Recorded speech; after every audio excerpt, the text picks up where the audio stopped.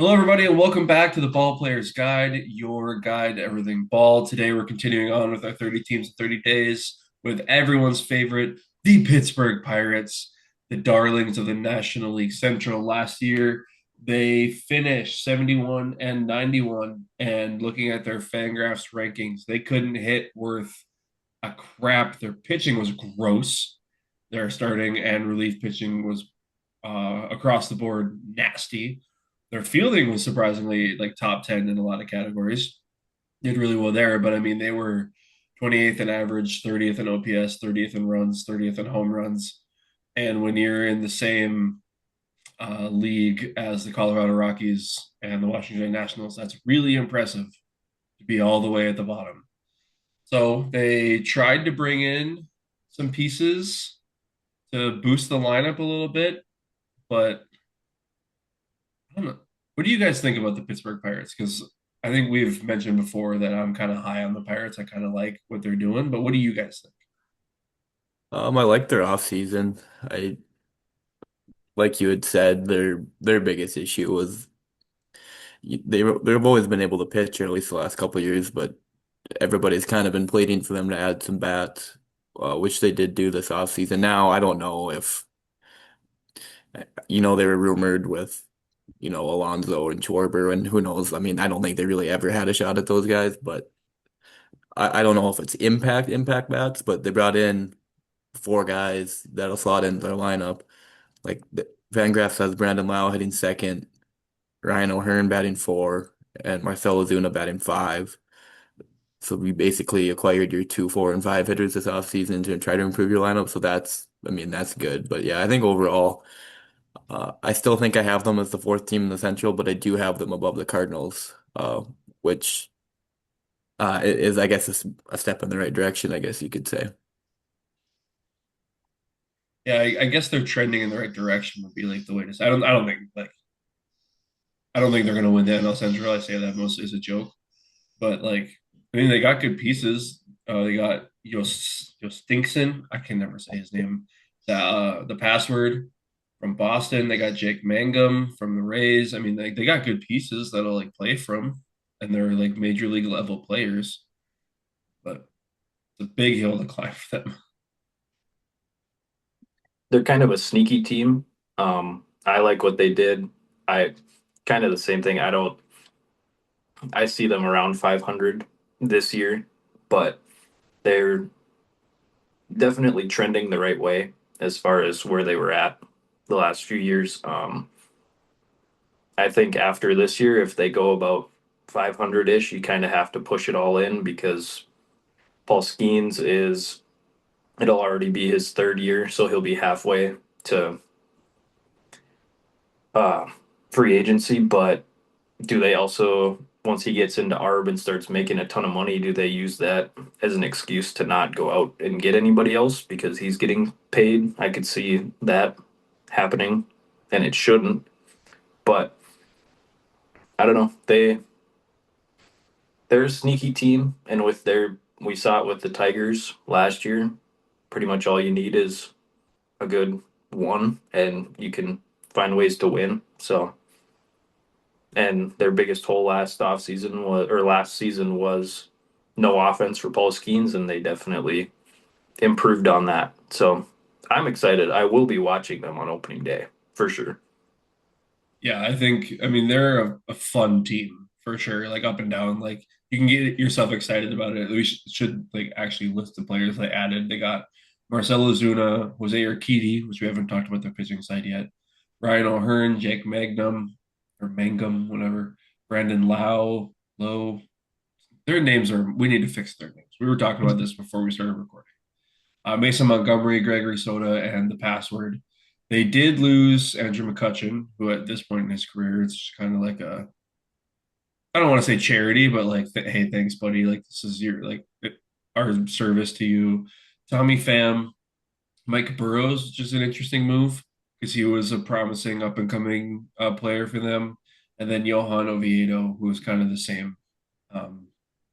same boat, like reliable. You probably know what you're going to get, but um, I don't know. I really like what they've done, at least on the offensive side. I was listening to Talking Baseball today, And I think it was Trev who was like, why couldn't the Pirates have gone out and given like a 3 year deal to Eugenio Suarez? Like if you get Suarez on this line, like that, then it gets really scary real quick, and you get some real threats up and down it. But I mean, it's not bad. It's not great. It's not bad. Yeah, I think earlier I said fourth place. I think I don't see them like I think the Brewers and Cubs are the easy top two teams in the division, but I could see that I see a world where they're above the Reds because I Hmm. don't. So I think you're kind of getting to that conversation. I don't remember if it was talking baseball or not. But what would you say like this is the most excited Pirates fans have been for a season since 20 like it's been almost 10 years probably, right? 2015, probably the year Yeah, they lost to the Cubs in the wild card. I mean, it has to be, right? yeah. Because Because right they after had that, yeah. well, right after that, isn't that when they dumped Garrett Cole to the Astros? Like the next year or 2 years later? Couple of years later, yeah. Yeah, but I mean, like they weren't the same after that. So yeah, this is probably the first time in a decade where like they're feeling something again, and you can see the vision, right? Like they're clearly moving forward, and kind of how we were saying with if they're near-ish 500, which we'll talk about their projection later, but um, they're like a majority of their main prospects are projected to be in the MLB this year. Like four of their top 10 are projected to be in the MLB at some point this year. Bubba Chandler, who's already slated to be in the rotation, Hunter Barco, Thomas Harrington, and Nick York, who's also projected to be on the team in a bench role. They're all going to be in the majors this year, and then everyone else is mostly double A. So, like, they could be ready by next year. So, like, the chips are here. Like, you got all your guys coming up at the right time. Connor Griffin's supposed to be an absolute dude. He's the number one prospect in baseball. So get him up maybe end of the year, cup of coffee, see what he can do. But I mean, Pirates are fun. Yeah, that's gonna be you just mentioned his name at the end there. I think one of their big storylines is uh whether or not Connor Griffin because there's rumors that he could be up like he might break the team like to start, which I don't know. I mean, I don't know him. I know he's the number one prospect in baseball. I don't know much else other than that, but that's another thing too. And maybe if they have a good April or something, then maybe that, speeds that up for him as well. So yeah, I think, that'll be something to watch with them as well. Because if he's up right away too, that could change things as well. I mean, he's an animal, and he's a shortstop right now. Their shortstop is Nick Gonzalez, who is a fine player, but he's not the number one prospect in baseball. So like, I could easily see them just saying like, "Hey, you know what, kid?" I mean, it'd be very like non-Pirates of them to like just burn a year of his service time, but just be like, "Hey, kid, like go see what you got. Like, just go have fun." I think that'd be another thing for Pirates fans. Like they'd be super excited for that. And the thing is, if they bring him up in May and he does well and he finishes with the rookie of the year too, that ends up being a full year of service time anyway. It's kind of the Right. thing they did with Paul Skeens. They kept him down for a while, but then he won rookie of the year anyway. So he got that full Yeah. year. So Don't as a team, don't you get like a draft pick or something, or is that only if they're up the whole year? I think it's if they're up for us like the whole either the whole year or yeah, if they win rookie of the year, they get some sort of compensation. I think you're right.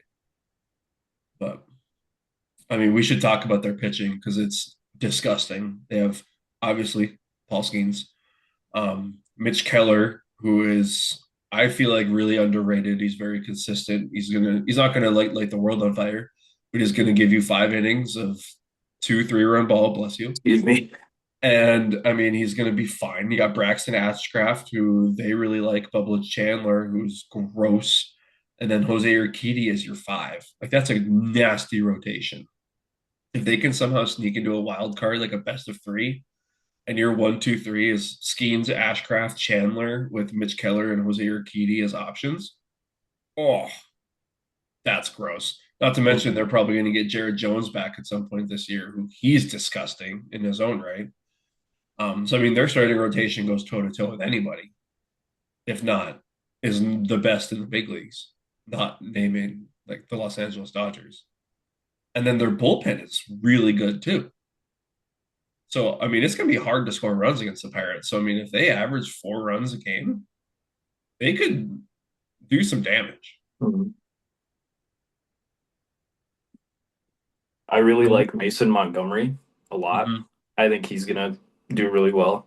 Uh, Dennis Santana was really good last year, and I could see him easily replicating that.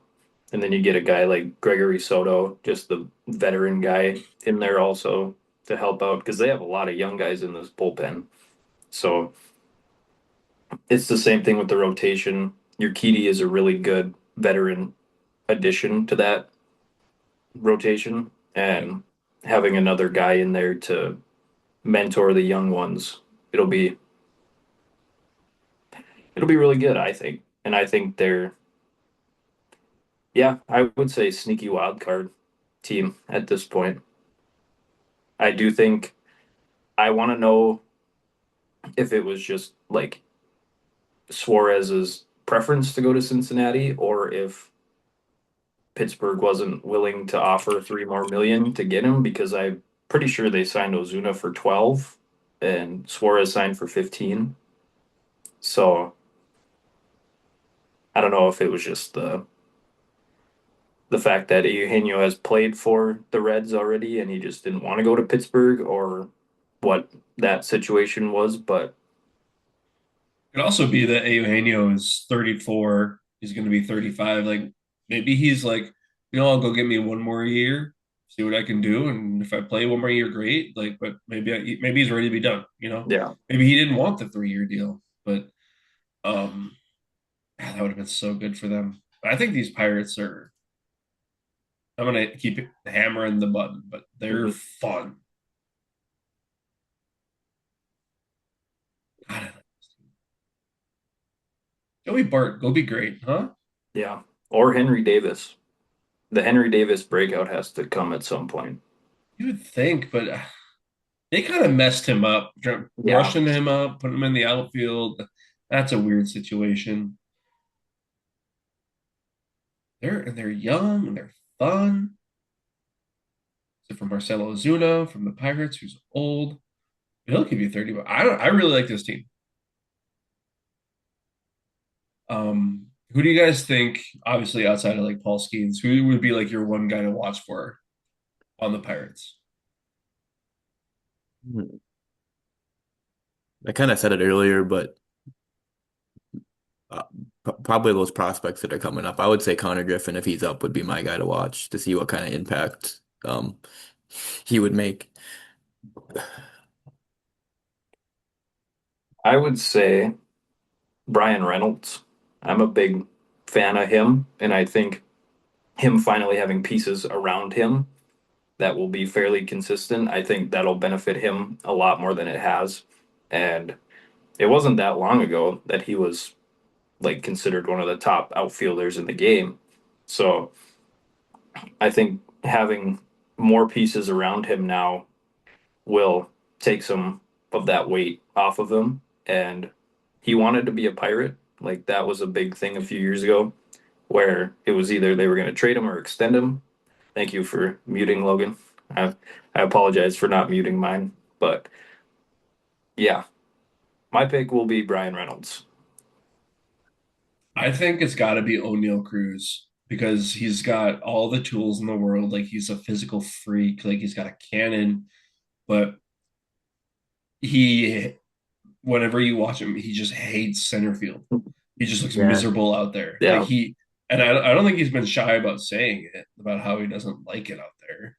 Yeah, that's gonna be something to watch because it looked like, I mean, maybe if they win some games and are a little bit more competitive, maybe that'll change. But yeah, it looked like he was there. There was times last year where he was pretty disinterested out there. And again, that some of it might have to be because they were bad, but But I mean, like if you're the Pirates and you have this guy who could be like a superstar, but he's clearly like not working out for your team, you could probably get a pretty good haul for O'Neal Cruz at the deadline.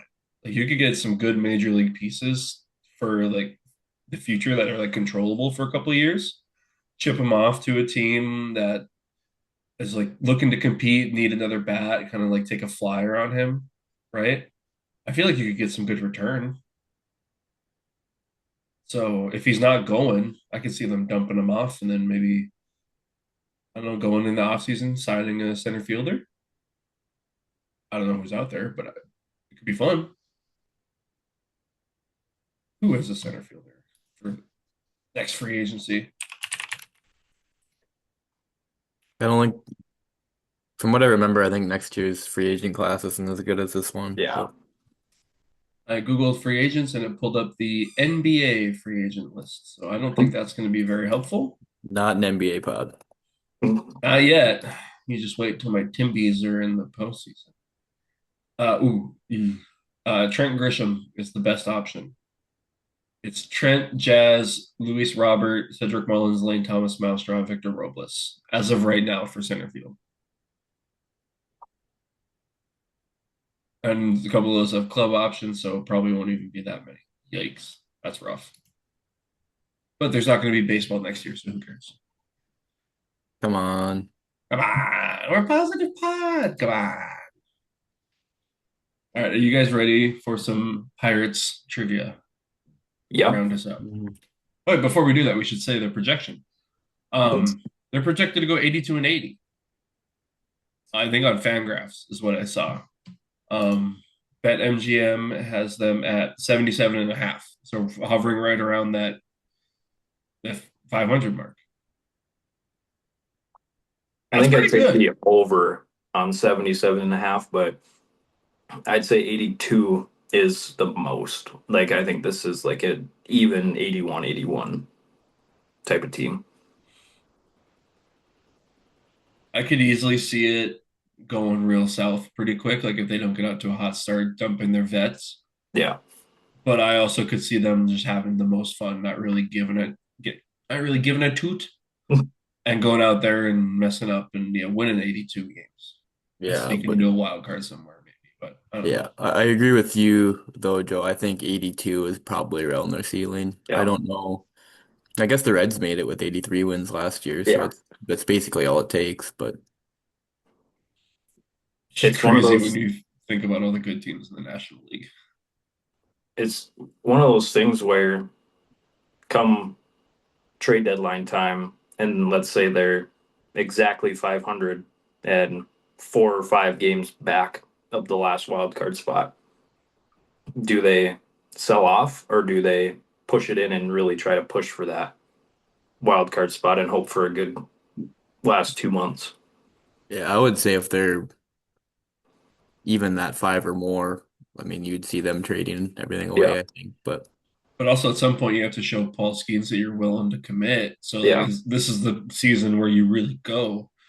So maybe you flip one of your like MLB vets for a younger player or something like that. With like a lateral move that's better for the future. Maybe not that season, but something like flip Ozuna for like a center fielder with like 2 years, and then ship O'Neal Cruz to someone for a closer if you need that, or you know what I mean, like something like that. I could see them doing. But anyway, Pirates are I gonna be fun. also like Brandon Lau in that ballpark. I like Yes. anyone in that ballpark. I want to go to a PNC so bad. Podcast road trip. that would be Yeah. that would be fun. I'm down. All right. First, when I was looking up trivia for the Pirates, I was just on their baseball reference page. And fun fact, did you know that their franchise record is 10,910 and 10,910? They're exactly 500 in their career, in their history. Good job, Pirates. You're not that bad. Mediocre. All right. I have one trivia question for you guys. The Pittsburgh Pirates last had a winning record in 2018. Can we just process that for a second? That's insane. Who was their leader in WAR that season in 2018? This player had a 4.4 WAR. Oh boy. If you want to go through some bad baseball reference pages, just click through the Pirates from the last 10 years. It's rough. Well, 18 No, they wouldn't have had McCutcheon. That was the year they traded McCutcheon. I believe so. I should look up their baseball reference. My guess is Starline Marte. That's a great guess, but no, you're wrong, you dummy. He was number two in a 3.9 war. What did you say the leader had? 4.4. Is It this like wasn't. a name I should get? It's a name you've heard of. I mean, I don't think Gregory Polanco was ever that good. No. This player is currently still active in the major leagues. Gregory Polanco had a 2.2 war that season. I remember Corey Dickerson, Yeah. the ball player.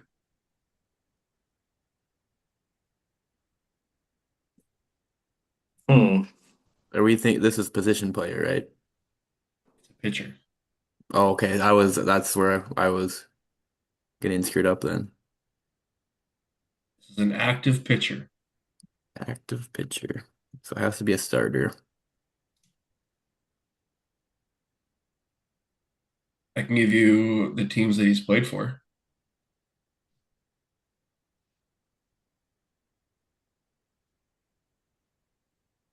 It says he had a Well, that 4. Oh.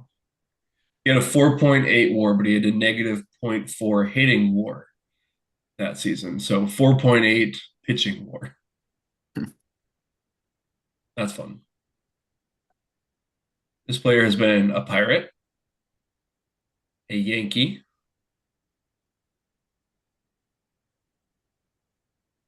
Garrett Cole. and a Chicago Cub,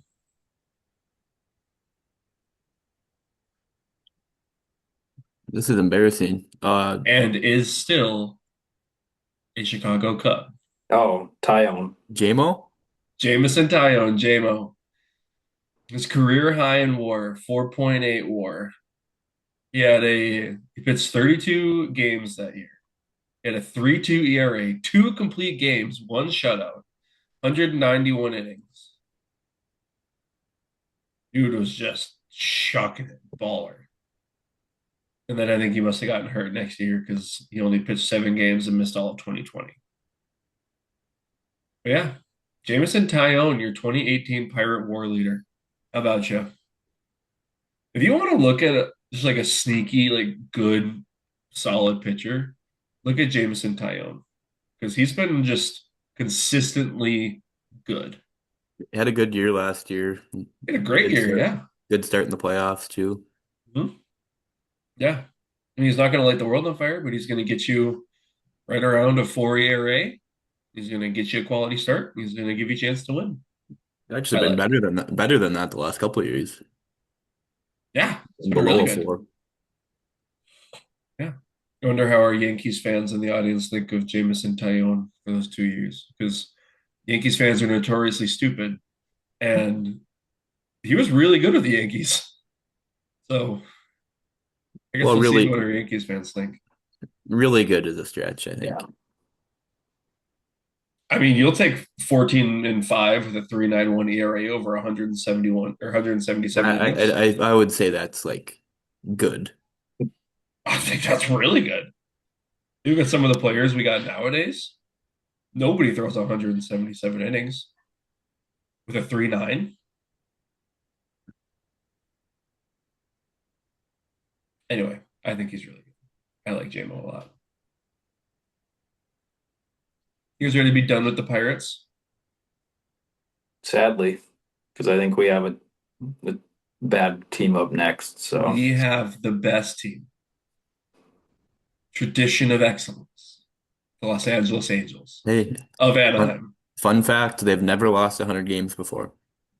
They're the I only don't team that has never lost 100 games. I don't know how that's possible. I don't know either. But we will get into them next episode, and we'll see you guys there.